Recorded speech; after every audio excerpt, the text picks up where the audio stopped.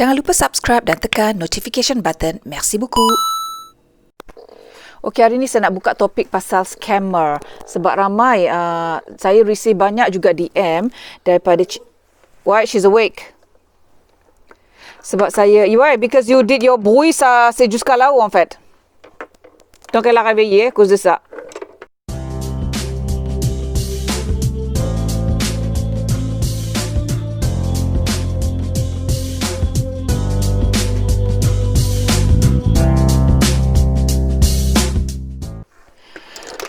So, saya nak cerita pasal scammer-scammer kebelakangan ni, atau dah lama dah pun aku selalu receive DM daripada sahabat-sahabat yang bertanya, nak gimana pula ni? Nak gimana?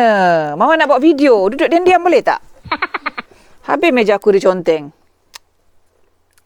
Sahabat-sahabat yang bertanya pasal contohnya berkenalan di internet. Ni nak cerita ya.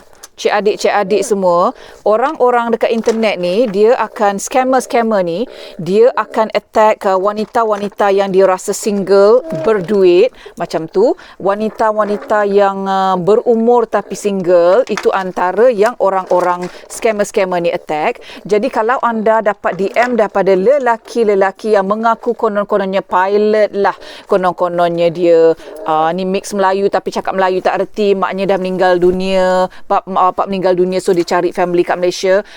Sebelum anda meneruskan hubungan dan percaya kepada orang tersebut, cek dulu dia punya following. Dia punya following dalam Instagram dia follow siapa.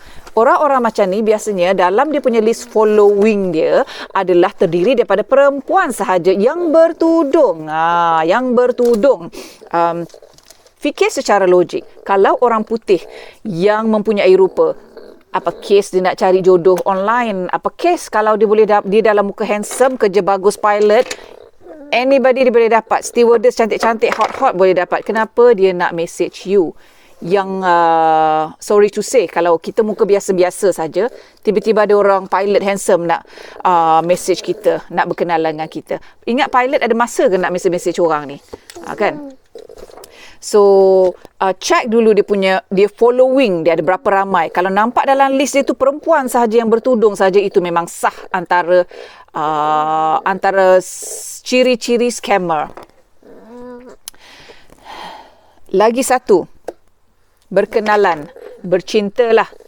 Nombor 2, pernah tak video call dengan dia, tengok muka dia betul-betul. Ya, kamu menjaga aurat. Ya, kamu menjaga maruah. Ya. Tapi kamu boleh je kot video call buka macam ni. Just to be sure yang itu bukan scammer. Itu bukan nyawang. Sebab kebanyakan mereka ni, you ingat pilot, you ingat orang putih handsome, tapi sebenarnya adalah geng-geng awang. Macam tu.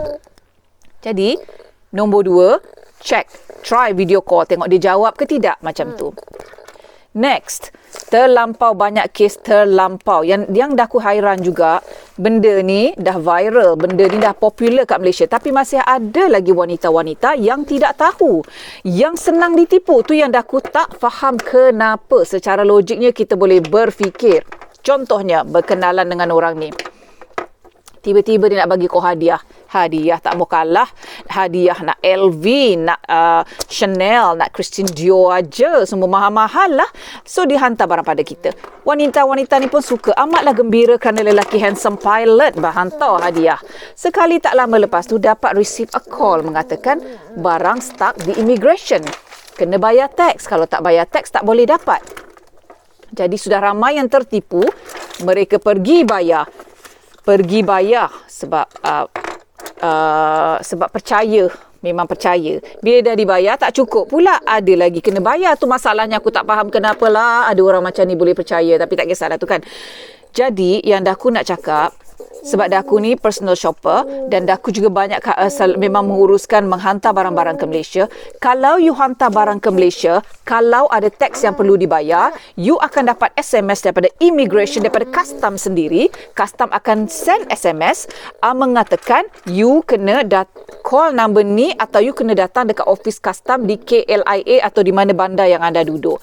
Tidak ada transaction di mana you bank in ke dalam account. No, itu tidak terjadi. Kalau anda berlaku pada anda macam ni, di mana dia bagi account number, tiba-tiba ada call, number keluar adalah number macam handphone, itu tak, custom tidak akan call kita, custom akan hantar SMS daripada dia punya nombor yang custom sendiri, ada macam 4 angka kot kalau tak silap, aku pun tak sure sangat.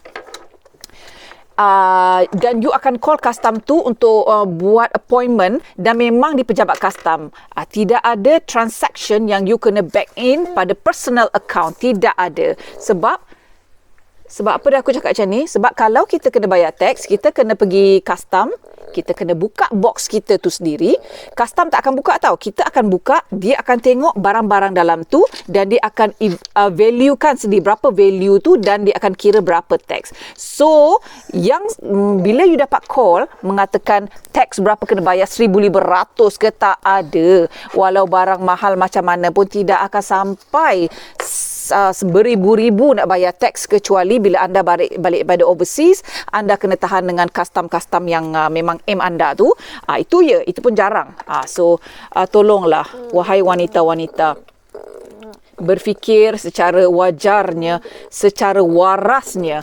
Ya, memang kita nak mencari pasangan, tapi jangan mudah tertipu dengan so-called orang putih, pilot yang mencari pasangan online. It doesn't exist. Time macam ni tidak exist yang boleh dipercayai online. Kalau 20 tahun lepas, ya boleh. Tapi sekarang ni tidak ada. Mungkin ada, tapi sikit, sangat sikit. Penipunya adalah amat ramai. Jadi wahai wanita-wanita semua, tolonglah jangan cepat percaya berkenalan dengan orang dekat internet mengatakan dia orang putih pilot, interested dengan orang yang bertudung ni. Orang putih, kalau yang kacak-kacak tu, dia tak heran nak berkawan dengan orang yang bertudung macam kita ni. Dia tak heran. Kenapa dah aku cakap macam tu? Contohnya, ramai je students kat Malaysia kat sini yang bertudung. Tapi tak dapat juga boyfriend orang putih, sebab orang putih tak berminat dengan orang yang pakai tudung ni. Dia berminat dengan, kalau orang Islam tu maybe yang free hair. Kalau yang pakai tudung ni tak. Diorang macam akan keep a distance macam tu. So, apatah lagi dengan yang online ni. Ingat dia muka dia handsome, orang putih, so-called orang putih nak dengan jatuh cinta dengan orang yang bertudung ni. It's most of the case adalah memang scammer. So, berhati-hati, jangan mudah percaya dengan bila kena ayat di internet ni, ya. So, itu je lah yang aku nak cakap. Beware of scammers. Okey, sekarang adalah musim hujan di Malaysia, dan saya berharap yang terkesan dengan musim hujan, banjir semuanya, semoga Allah permudahkan urusan anda semua menghadapi musim banjir ini. Bercerita pasal musim banjir ni, dah aku nak cerita dekat France pun ada jadi musim banjir. Contohnya dalam masa bila beberapa tahun lepas, iaitu 2019 kot. Tak ingat dah 2017 ke, I don't remember. Ada banjir teruk. Berlaku pada bulan March. Masa tu hujan non-stop. Memang hujan non-stop. Dan kebetulan sebelum hujan tu